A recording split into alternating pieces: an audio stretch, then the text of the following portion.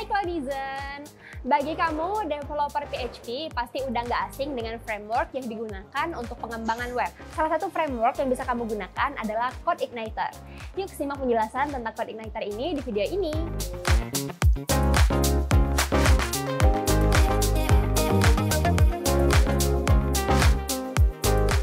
Sebelum aku jelasin CodeIgniter, buat kamu yang baru belajar PHP, kamu harus tahu dulu framework itu apa. Framework atau kerangka kerja yang dimaksud adalah kumpulan fungsi atau prosedur dan juga kelas-kelas untuk tujuan tertentu yang udah siap digunakan sehingga bisa lebih mempermudah dan juga mempercepat pekerjaan programmer tanpa harus membuat fungsi atau kelas dari awal. Bagi kamu programmer, disarankan banget untuk menggunakan framework ini karena framework bisa mempercepat dan memudahkan dalam membangun aplikasi web. Kemudian, kamu juga relatif mudah dalam proses maintenance. Hal ini karena udah ada pola dalam framework tadi.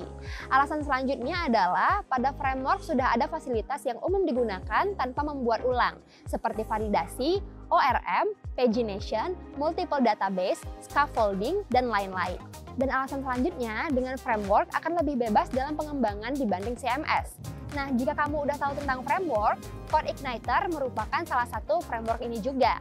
CodeIgniter ini merupakan sebuah web application network yang bersifat open source, sehingga bisa dipakai untuk membangun aplikasi PHP dinamis. Framework CodeIgniter ini adalah model MVC atau model view dan controller untuk membangun website dinamis menggunakan bahasa pemrograman PHP sehingga proses pengembangan membuat aplikasi web akan lebih cepat. Aku harus bilang kalau CodeIgniter ini sangat harus kamu gunakan karena memiliki dokumentasi super lengkap beserta contoh implementasi kodenya. Sedikit informasi nih Cloudizen, CodeIgniter ini pertama kali dikembangkan tahun 2006 oleh Rick Ellis. Logo api menyala ini memiliki arti supaya para developer punya semangat membara untuk mengembangkan web dinamis. Nah, di sini kamu bisa lihat alur kerja framework CodeIgniter ini. Dimulai dari indeks PHP yang berfungsi sebagai file pertama dalam program yang akan dibaca oleh program.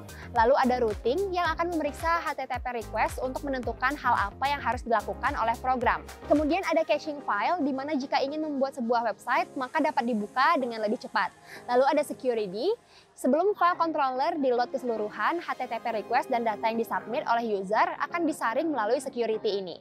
Kemudian controller akan membuka file model, core libraries, helper, dan semua resource yang dibutuhkan untuk membuat sebuah program. Dan terakhir, ada view yang akan membaca semua program yang ada di dalam view file dan mengirimkannya ke browser supaya dapat dilihat. Apabila file view ada di cache, maka file view yang belum tercache akan mengupdate file view yang udah ada. Kalau kamu udah tahu tentang CodeIgniter, aku sarankan banget untuk pakai framework CodeIgniter ini. Terima kasih udah nonton video panduan ini ya Cloudizen, dan semoga bermanfaat. Sampai jumpa di video selanjutnya.